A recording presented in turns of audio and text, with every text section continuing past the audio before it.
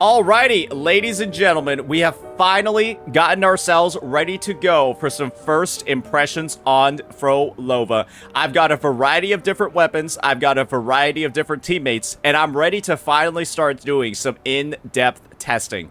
Because, well, the building journey for this character has been a little bit rough, especially due to the fact that all of her materials for her level up and her echoes are story locked until kind of like closer to the end of the quest. What we're looking at over here is my Phrolova on her new set. This is not buffed at all. She just has 90% crit rate, ready to go in combat. What we're looking at over here for the investment is we're gonna have Dreams of the Lost, right? I've got Nightmare Hecate with double crit attack. I've got Havoc damage bonus, Nightmare Tambourinus with some pretty good crit stats as well. And I will be sharing this 3-piece Dreams of the Lost set with Midnight Veil to get that 10% Havoc damage bonus. And yeah, that's what we're looking at over here. I actually have one piece that's missing crit rate, so this build can even get better. And her crit rate could go to like 95, 96, 97, 98%. That's something to keep in mind.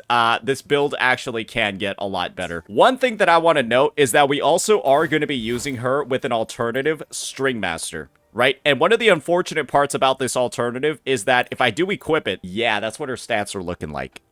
So do keep in mind, if you do have Stringmaster, you can miss up to maybe even 3 crit rate rolls, and you will be like good to go, because right now I am actually literally overcapped on crit rate. We'll be testing her out on her weapon first, and we will be testing her out with her best in slot teammates.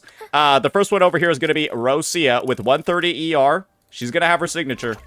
And then we're going to have Cantarella over here on Empyrine Anthem. Pretty good set if you're not willing to farm another Midnight Veil for her. And then she's going to be on Stringmaster. And then she'll be on Lethean Elegy when we actually do the swaps. We will also be trying her out with some additional teammates, right? We're going to be replacing the Rosia with a Danjin, a Havoc Rover, and we will, of course, be using a Shorekeeper team as well. We're also going to be trying out some additional team comps, too, including some other heavy attackers on the roster that we'll be using Phrolova's very, very, very cool outro skill to work with, too. That'll be that one, ladies and gentlemen. Why don't we go ahead and get on into the tower and see what these clears are looking like. We will also be investigating some of the concerns about our weapon potentially being too strong. Let's go ahead. Let's get it started over here against the Sentry Construct. All of her abilities are also maxed out as well. The team is also well invested on the skill side. I think the only skill that we don't have maxed is her Resonance skill. That one's at an 8. When you're playing this team, you're going to start off with Phrolova as the first unit in the lineup. Then you're going to go to Rosia, and then you're going to go to Cantarella. And so when you start off this team's rotation, you just go ahead, you do your 3 basics, right? You get your skill. You get another one in. And unfortunately, right, what you just saw over here was me missing the attack. If that 3rd hit doesn't land, or if that hit on our basic attack doesn't land, you don't get the charge, but you'll still be able to use your enhanced abilities. So what I need to do is ensure that all of these hits are actually connecting, right? And that's what it looks like when all those connect. And I was able to actually get it all off. And now we're ready to go. Then now we just go to Rosia. Do her basic attack. Do some bounces. Then use her Liberation. Then Echo skill, right? Then go over to Cantarella. Basic attack, E, Q. Use Delusive Dive. Use your Magical Box. Press E again. And then just kind of like go to town. Perception Drain. And then go over to Phrolova. She'll do her enhanced skill.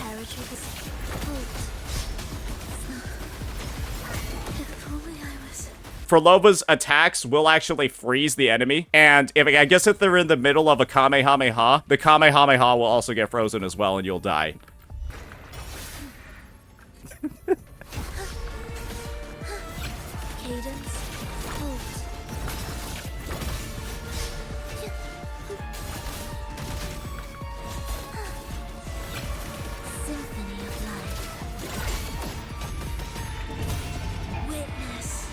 You got a little bit of variation you can do in her combos. Just make sure that you get her Liberation off, and then you're able to actually rotate through your team.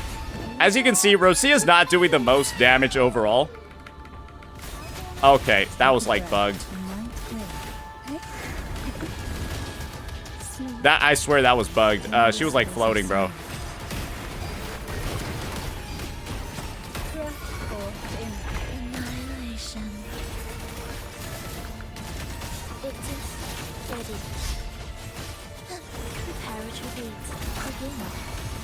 And you can see the damage is actually quite good, especially on that second Scarlet Coda that we just did. That thing kind of just nuked, right? And he should just be finished off over here. Boom. And then an Echo skill plus a Hikari to come in and do the finisher. And that will be that. As you can see, it's a very strong team. It works out pretty well. There's a lot of synergy over here. A lot of Hikari attacks. And then Phrolova's second rotation in particular is what gets all of those big damage boosts. The main reason for that is because Phrolova's second rotation gets buffed by the number of echo skills that you're using because of this aftersound mechanic. Every time Hikari uses an enhanced attack, which is used when teammates use an echo skill, the more echo skills your team have, the more this second rotation actually deals in terms of damage because of how this aftersound mechanic works. The main reason for that is because each stack of aftersound, which essentially your teammates trigger, gives you more critical damage. And so a lot of built-in crit damage. We have almost guaranteed crits over here.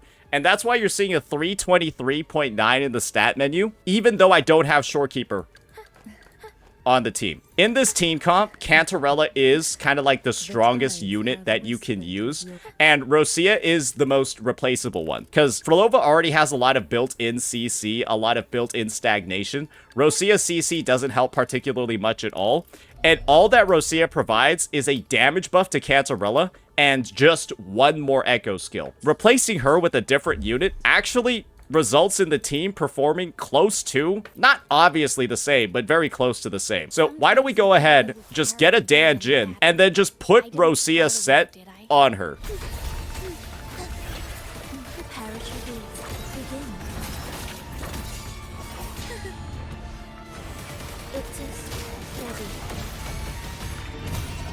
Get that echo skill off, and now we're gonna Liberation, then go over to Danjin, right? We're gonna skill twice. Oh no.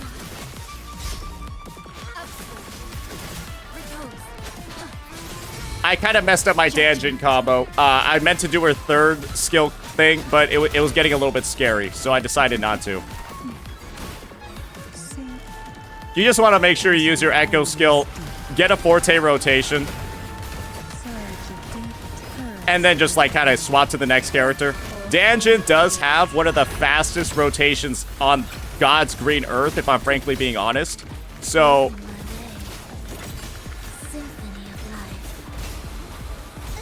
oh, I remember last time this happened.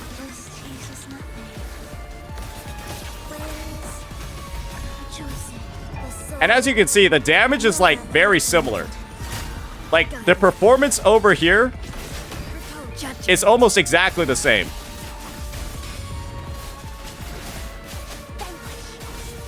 And this is what a better Danjin rotation looks like. That's what a better one looks like. And as you saw, the clear times are almost identical. They're off by about 1, 2, 3, 4, 5 seconds. Danjin rotates a lot faster than Rosia, right? She does a little bit less damage when played in the sub DPS lineup, but I honestly couldn't even see a difference between the two in terms of how they achieved results overall. Yes, the overall team's damage per rotation is lower when you're using Danjin, but Danjin is going to be way more accessible, and I mean, way more cheap. Because I'm running her on EOG, the same exact set, and Danjin is a 4-star character. So, I mean, if you got these two, go for it. And it's also like, damn, this really kind of shows how low value Rosia is. How low value Rosia is as a unit when the times are this comparable. Now, since we've got that done, let's go do our final rundown. And that is going to be with Shorekeeper. There are 2 ways to actually play this team. You can run, it's going to be a weird rotation, but you can run this combo where you start off on Phrolova, then you go to Shorekeeper, and then you go to Danjin. Or you could just start off on Shorekeeper. So we'll do both rotations and then kind of like compare using time. We're going to start off with Shorekeeper first in this one.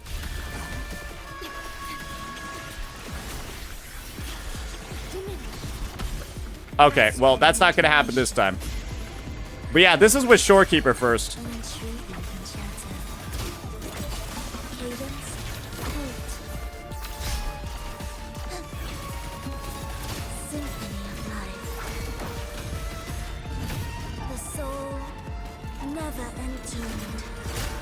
All right, and now we got Danjin. Judgment.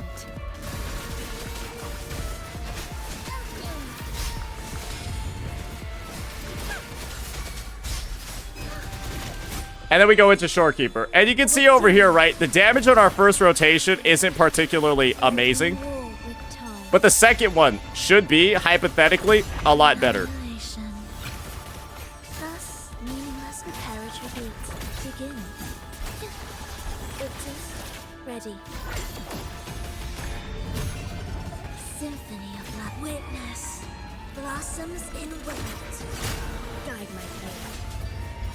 I hope no mercy.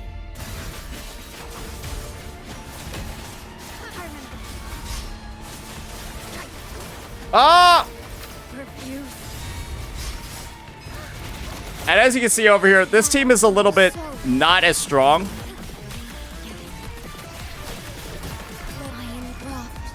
But that's due to the ordering. Going into Phrolova second, right, isn't going to give us the best overall results. There's actually a better way to pilot this team. And it all actually depends on how the team's outro skills are getting ordered. So let's try out this next one. So we're actually going to start off on Shorekeeper. Skill over here.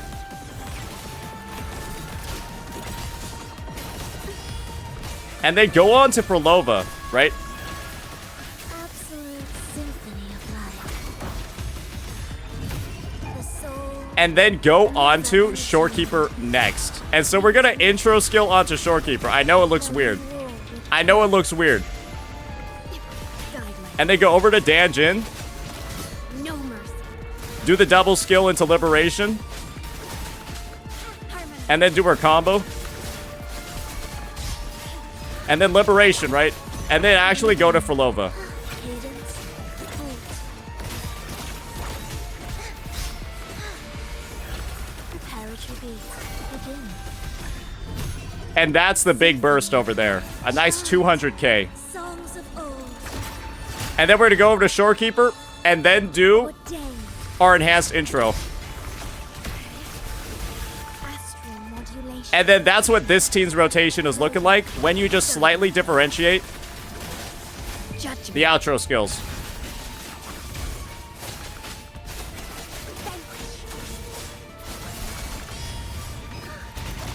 Ensemble. Cadence. Halt.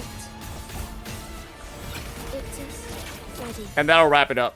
So you can see over here, there's actually a bunch of different ways to rotate through this team. Try one out. You could even do a lineup with Shorekeeper into Danjin into Phrolova. That is like kind of how flexibly she plays. With the same team, you could actually run different rotations and like the performance is slightly similar because you're getting different buffs each time. In some rotations, you're building up after sound faster.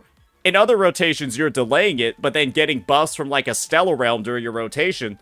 And so it's kind of like you can mix and match how it's all going down, and it gives you a bunch of different results. We showed off two of her likely most popular teams. Now let's go ahead and see what it looks like when you're using the most, well, let's just be honest here, the most Giga free-to-play of the most Giga free-to-play. And that's going to actually involve this bad boy, this team over here. And what we're going to be running for this lineup is just a good old Havoc Rover instead of the Danjin, because everybody has Havoc Rover. We've got like an okay set on them. This is one of the worst sets you can honestly have on the unit. And we're going to try out this team, the double DPS disaster, as I would like to call it. You're going to start off actually on Havoc Rover. You're going to use a skill on them, right?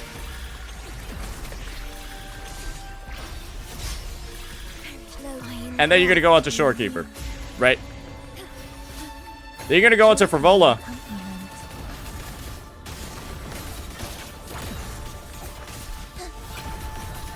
Life or death. No alternative. Okay, our Liberation got canceled. It's no big deal. Blossoms in wind. Be gone. Nowhere to hide.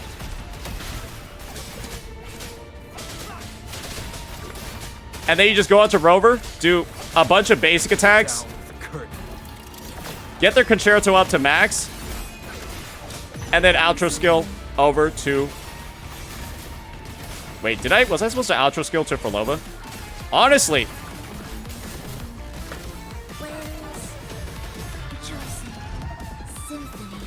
Honestly, the team's not even doing bad. We kind of did completely fuck up the rotation here, but it's like... The team is actually doing really good. Yeah, I don't even know who I'm rotating on anymore. The rotation completely fell apart. But the time is still, like, solid. Witness blossoms in wind. So, yeah, I mean, let's do it again, but this time properly. Let's start off over here. Get off that skill. And let's try it this time. Actually, on fielding Phrolova for the first rotation.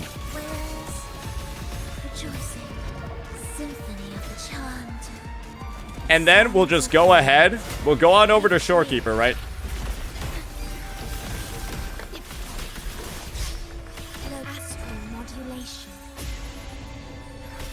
And then we'll go on to Havoc Rover. 1, 2, 3, 4, 5. Skill, cancel. Then Liberation. Then use that. And then we'll go back to Phrolova.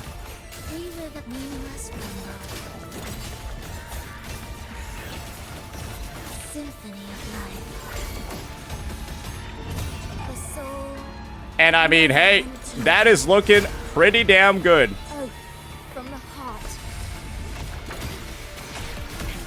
I mean, I call her Provolone, too.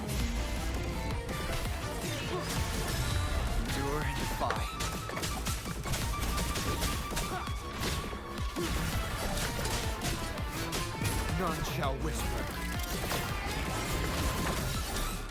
And that'll just eliminate it as well. So even in this team, you can change around the outro skill orders and still get, like, similar results. That is, like, just the level of, like, flexibility this unit has, because she has benefits from starting off the rotation to build up more after sound, but she also has benefits delaying her first rotation to get the buzz from the team. So it's like the unit is very freeform in what they can do. Now, let's go ahead and get on into, well, the big question of the day, and that's going to be her performance on her best teams when she's not using her signature. We'll be running one test with her on Stringmaster, right? And then seeing how it goes with her on one of the premium teams for her. We will be at 100% crit rate, so that's something to keep in mind here.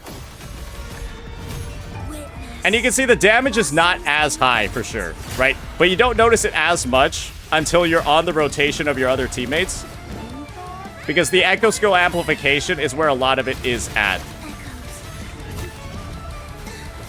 Oh, shit! As you can see, the clear was going really well.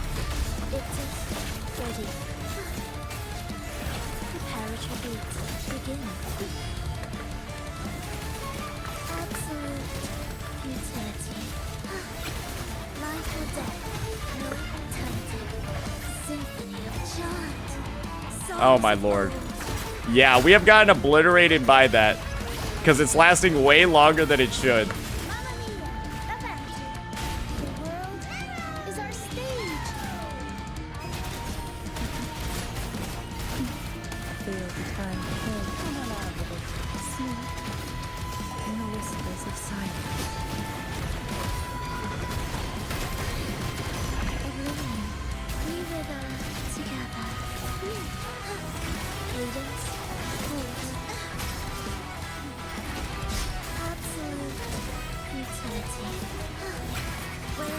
We even delayed a lot in our rotation over here, but you can see it's still looking pretty decent time-wise, at least in my opinion.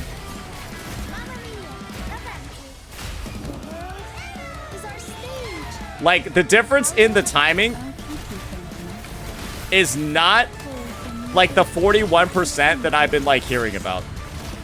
It doesn't seem like the timing is that much different with her on her signature. We're just looking at the times over here, 3:55. It doesn't seem like a 40% difference to me, at least in team's performance. It could be a 40% difference in personal damage, but Phrolova's damage isn't the biggest driver in this team. Think about it this way. Phrolova's signature might appear like a 40% over standard. It's like a 20%, 30% over Stringmaster, right?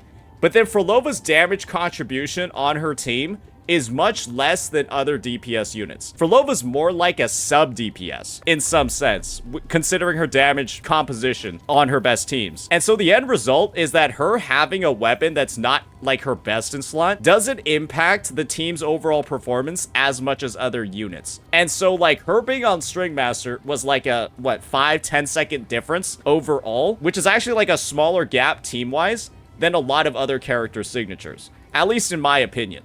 So her on Stringmaster doesn't really seem to be that much of a concern, because at the end of the day, her team's overall performance is going to be more so based off of how well her teammates are built rather than her. And so she's not a traditional hypercarry from that degree at all. I don't think we need to run any more tests with Stringmaster because of how relatively comparable those times were. And I kind of bungled that rotation a little bit with the Stringmaster rotation too. And so the real difference is maybe more like 5 seconds. So now we've got a couple of other team comps to go take a look at. And you might be very, very, very shocked by what I'm about to try out over here. I mentioned before, right, that she has a heavy attack buff. Why not use a heavy attacker with her? How crazy could it be? And I'm going to make sure to actually use the Nightmare Echo over here for this. And we will be putting her back on her signature for fun. And we're just going to see, for people that are like, you know, trying to have a good time, what actually happens here. Let's go ahead. Let's get right on into it and see how this team does.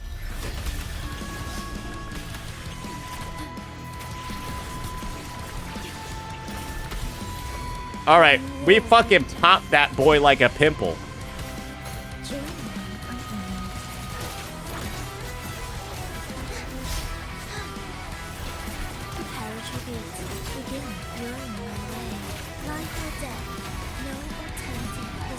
All right.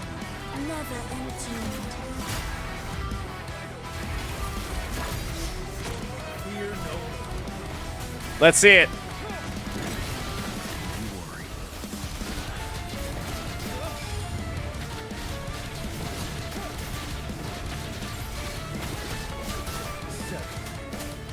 Honestly, not that bad. The routine's rotation is really fast.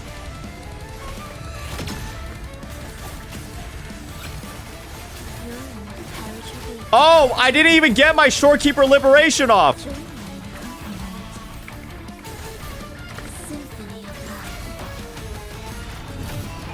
Oh no! It wasn't that bad. You're wide open. Break. Fear no more. And so as you can see, it's a pretty comparable time. It's a pretty comparable time to her other teams as well. And so that's just another way you can use it. Probably save like 3 to 4 seconds if I don't mess up the Shorekeeper intro. So that's just an example of how she can work. Now let's give the Spectro Frazzle team a bit of a try. Yeah, unfortunately, this might be one of the worst starts for SRover you can literally have in the game. I don't even know how you end up hitting your heavy attacks on this shit.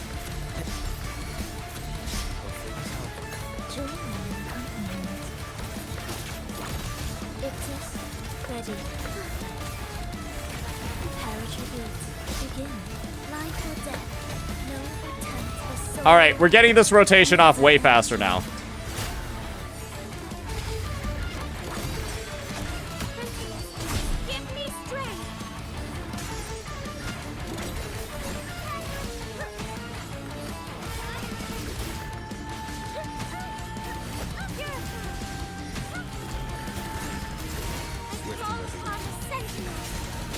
And the unfortunate part is that you can't really, like, swap to Rover to, like, build up those stacks. But you might be able to do it during, like, Phrolova's rotation. Like, you see over here, I'm, like, keeping out the Spectral Frazzle stacks. That might be what you have to, like, do. Thus we fall. Heed echoes. Symphony witness. This is probably, like, a very high-level team that you obviously need some practice on to be able to, like, use effectively. But I think that this team, with a lot of swaps, actually has a ton of potential. While you're doing Phrolova's rotation, you're like swapping over to Rover, doing all of that stuff. Because the main thing about this team that you want to make sure of is that Phrolova's outro skill, which has that built-in heavy attack amplification, that one is actually on Pheobe. Because of course, right, Pheobe does heavy attack damage. And so you just want to make sure that you're constantly getting value out of that throughout the team. So this is a pretty usable team comp as well, but it might be one of the hardest ones to play for all three characters. Because if you're not swapping, I don't think it performs that well. Especially because it's hard to maintain those Spectral Frazzle stacks over time. That is going to be Phrolova on a bunch of different lineups. Some people are asking for Camelya. If you're trying to use Camelya, don't. It's not good. Camelya's field time is way too long, and you only have one echo skill for all of that field time. So just don't even think about using Camelya. I'm being entirely serious with you. They're like two of the most anti-synergistic characters possible, because Camelya has like a 30-second field time, and she's using one echo skill across that entire thing, because casts of Nightmare Crownless don't count. The two are like oil and water. And before we forget it, because the game mode is unfortunately kind of forgettable with how easy it is, let's give her a bit of a test run in Wuthering Waves. I'm kind of the opinion that it doesn't really matter what you use in this game mode because it's gotten much more achievable. So why don't we just go ahead and, like, I don't know, slot her on, like, honestly, God forbid, none of the gold things actually work for her. So we'll just slot her on like some random doo-doo stuff and kind of just like go from there in terms of like the token. And just see how she performs on the first side. For this test, yeah, she will be on her weapon. I don't think it's going to matter too much. You're going to be overkilling the hell out of these guys anyways. And she will be going against a lot of resistant enemies, so do keep that in mind. Cadence, point. Symphony of life. Heed echoes. Chant songs of old.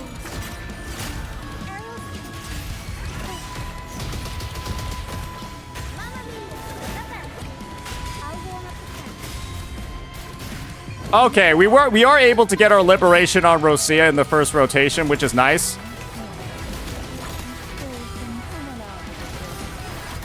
And we can get it on Cantarella as well. That's pretty cool.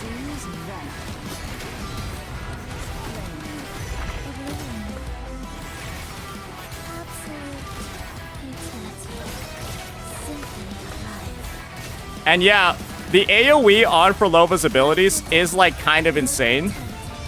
And she does have some pretty good burst as well.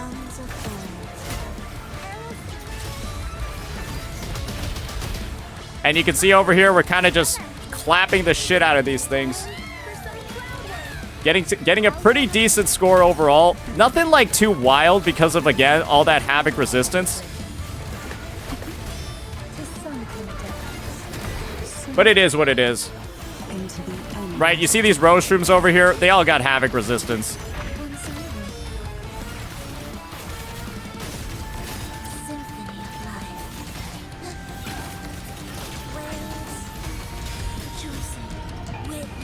But yeah, she absolutely blows this shit up with this team. But like I've been saying before, guys, when it comes to Wuthering Waves, you can kind of just play whatever you want in this game mode.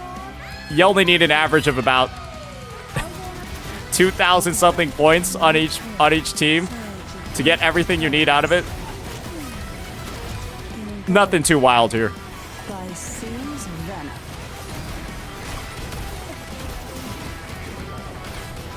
This one being all Rose Shrooms is kind of brutal, though.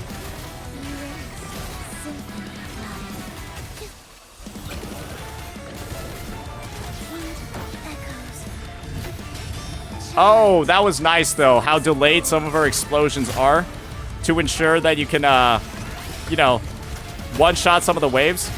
Yeah, I would say this much of a score, 3.4, almost 4K, into this much resistance.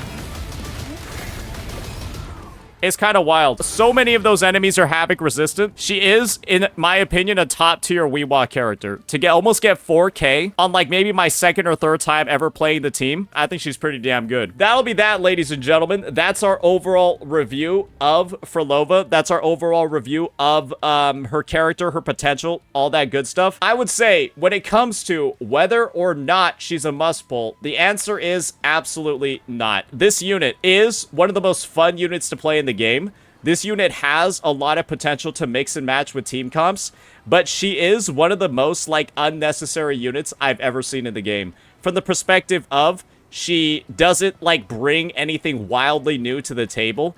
She doesn't like enable a bunch of team comps. What she does is she works well with a lot of existing characters, gives them a lot more use cases, elevates some of them in the meta, and then you can play like some offshoot teams, right? Where you're pairing her with like a Jiyan, or you're pairing her with like a Pheobe, or I guess if you want to try her with Zani, you can try that too, but I don't know why you would want to do that, because she doesn't have Spectral Frazzle in her kit. And so it's like, whenever a new heavy attacker comes out, she'll be able to be used with them, because of her ability to buff that outro damage specifically. But overall, I would say if you're a person who's pulled a lot of characters already, you have almost everybody on the roster, she'll be a nice add. But if you're a newer player and you're looking for the most value possible, it's not here. Yeah, you should honestly avoid this banner like the plague, because her full potential, once again, is like, it's one of the most expensive teams to get up and running. Much like a Lupa, much like a Brant team. However, I will say, I do think the debate about her weapon does appear to be a little bit overblown. In practice, using her with Stringmaster and using her without isn't that big of a deal. Because this unit, I would say, is around 40 to 50% of the team's damage. In other hypercarry teams, the unit is like Jiyan, for example. Jiyan and Jinsi, right, are like 70 to 75, 80% of their team's damage. And so a wider gap in their signature performance is actually a lot more relevant for these units. But for Phrolova is a much smaller portion of her team's overall damage compared to those other characters that we just saw. And so there being a bigger gap in her signature, while it does look wild at first glance what we're seeing over here, in actual practice and in like actual application, this isn't anything. It's not really anything, because you have to look at the whole slice of the pie in comparison. And with Stringmaster, the results have been perfectly good. That's going to be our overview. Once again, her weapon, while it might appear crazy, Stringmaster is a good alternative, but her as a whole, as a character, absolutely not even close to a must pull. Let me know what you all think. Peace.